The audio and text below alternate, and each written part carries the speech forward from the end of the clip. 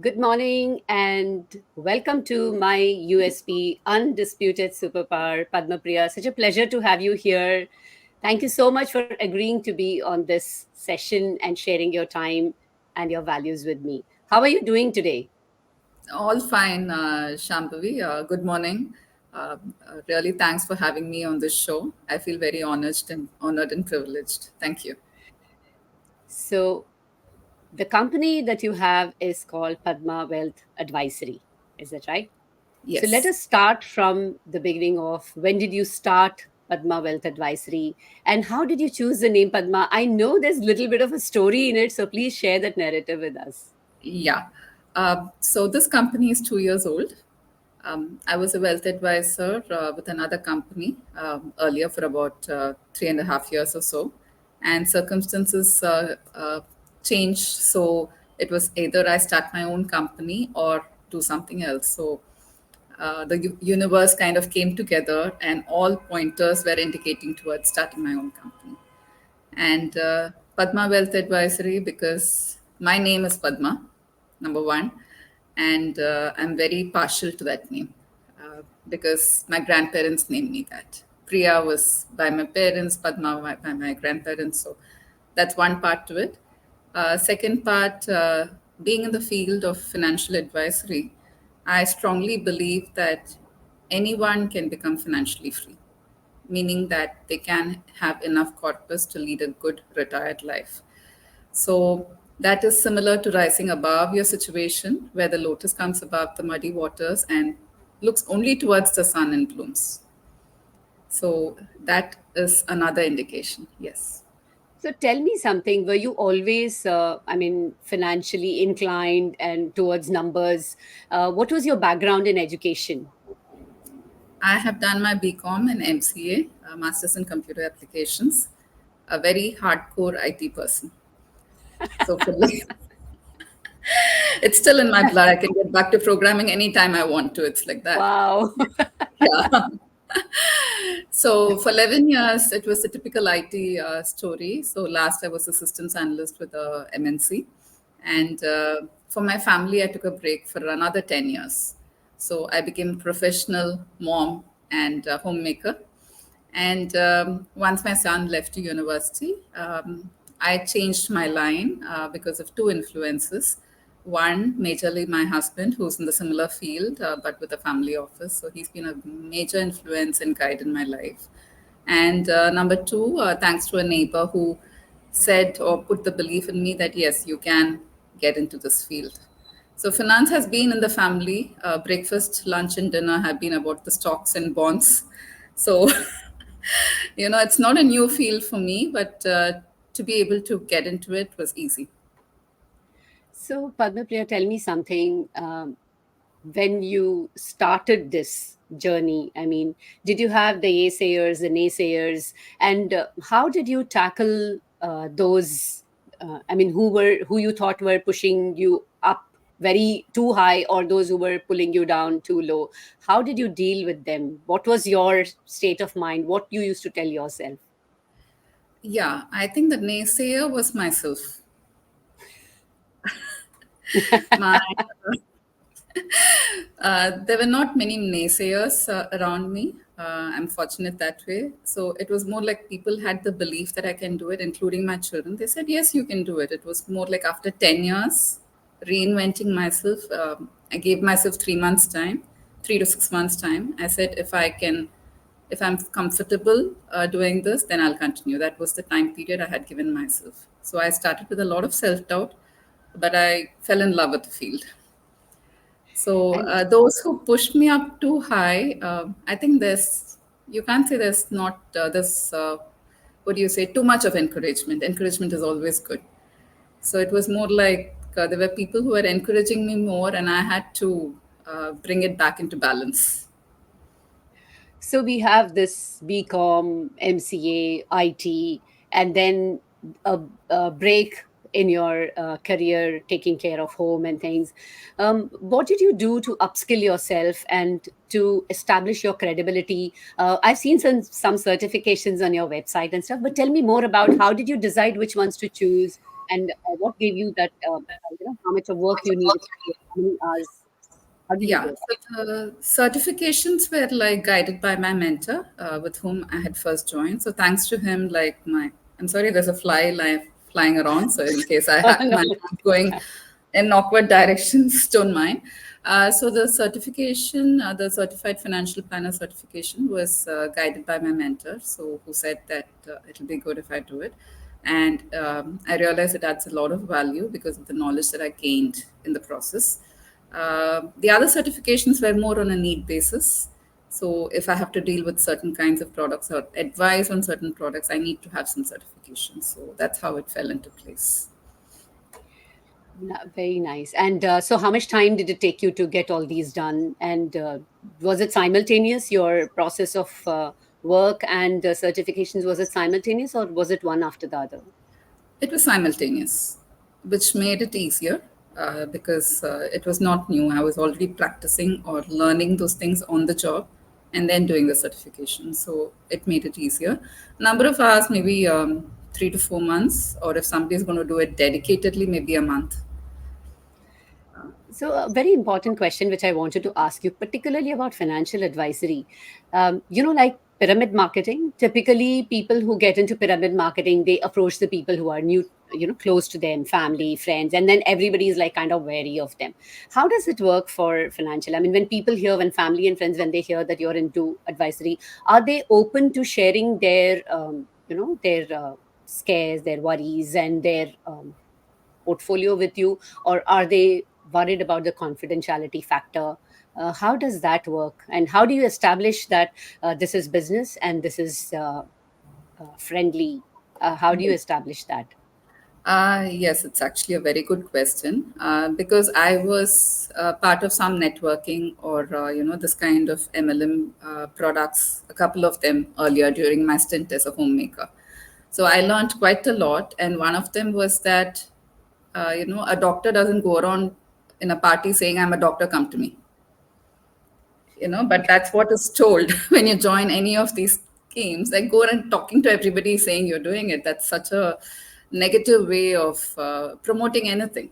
It could Right. be Mm. physiotherapy, medicine, financial advisory.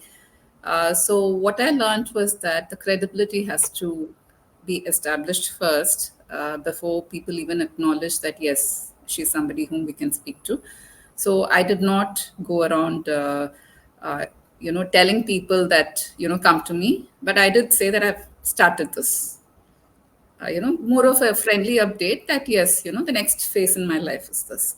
So my first clients were not very close people, but people who knew me, and they said that if it's Padma, and it was so humbling, I would say, to they actually said if it's Padma, we can close our eyes, she has so much integrity, she will not mislead us. So these were the words that actually came out, and I was thanking the universe for that. Yes.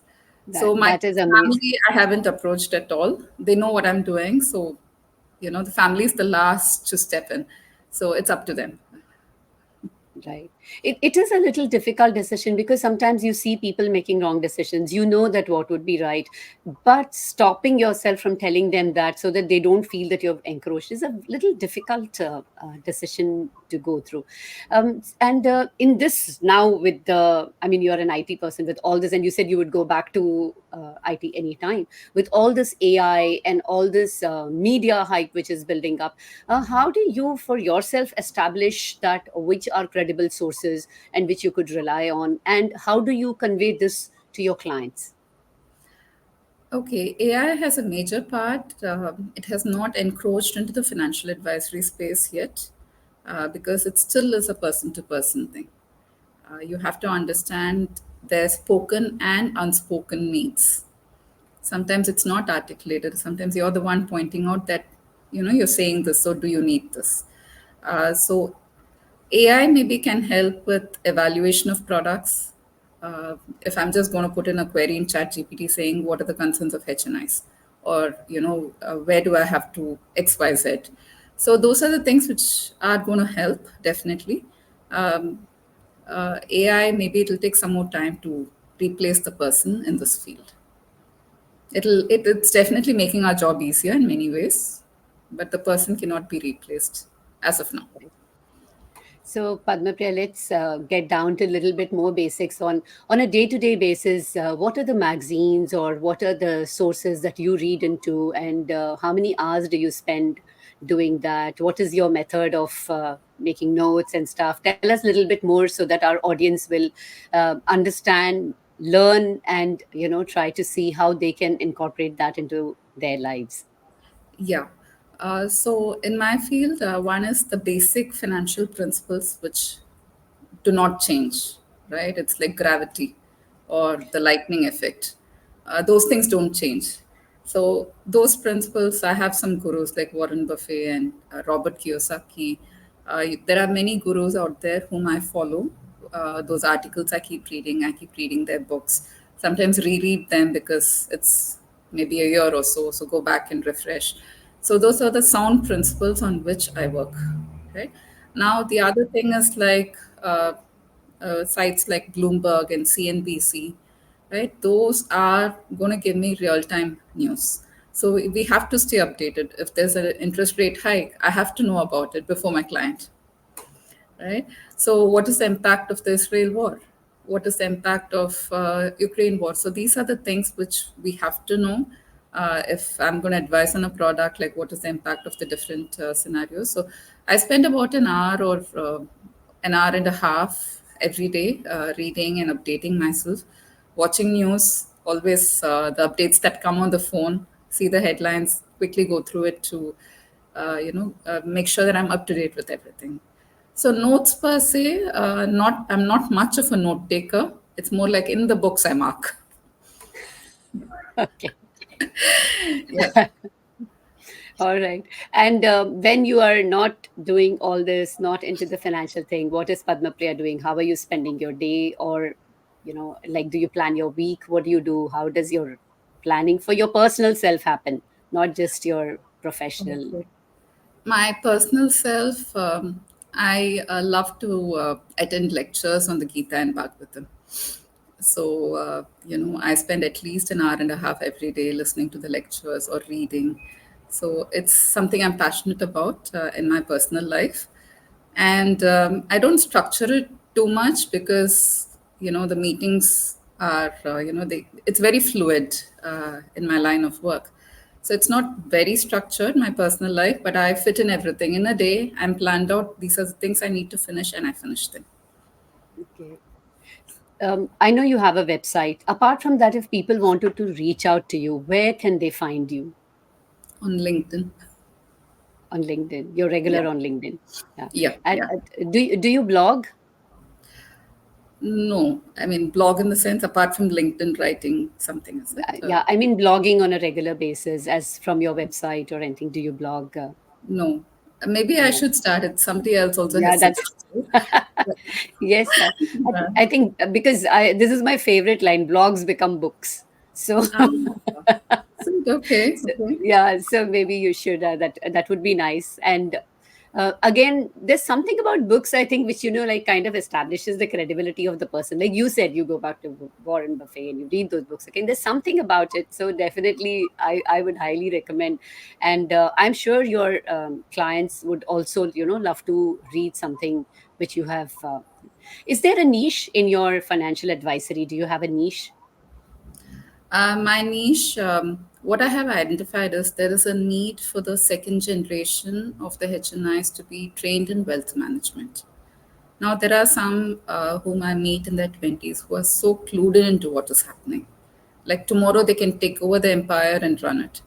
But unfortunately, more than 90% of them, the children have no idea what to do. Children meaning 18 plus, the young adults. So I am working on that. I'll announce the details when it's ready. But I have identified that need, and I'm trying to develop that as my niche. Yes, apart from handling the HNI wealth and the retail advisory and all that, that's what everybody is doing. But I figure there is a niche here. So, Padmapriya, tell me something. When you were young, as in like a maybe under 10 or even in your teens? Did you ever visualize yourself as an entrepreneur? Did you always have that bug in you that you wanted to be independent? That is one of the things why people choose entrepreneurship. Did you have that? Uh, Honestly, no. But I've been a very independent person. Like, my thinking, I'm the middle child. So if you've seen any middle child, it's like they're so independent in their thinking, So, That's a discussion for another day. so that independent thinking was always there. So I don't resemble any of my family in my thinking. So, but as an entrepreneur, no. Uh, Honestly, like I was so happy in my IT field, happy with my paycheck because they do pay well. Yeah. Uh, when the entrepreneur bug hit me was when I wanted the freedom of time and I also wanted an income. Is when I realized that the way to go is to have my own concern. That's why I was dabbling around trying to find out. I did my Vedic math teacher's training. I have my certificate for that also. But somehow I think this is where I have settled down very well. Yeah. Wonderful. It's so nice because it's people want to find a purpose, and then when they find it and they are happy in their zone, I think that's what makes you get up in the morning and feel Yes. all chirpy and look forward to your day. So tell me, apart from whatever the spiritual books that you mentioned, if you had to recommend some book, or which is your favorite book, fiction, non-fiction, what's your favorite book? What would you be? Any book which you've read again and again and enjoyed it, you recommend it to people? Tell me something about a book which you would Okay. recommend.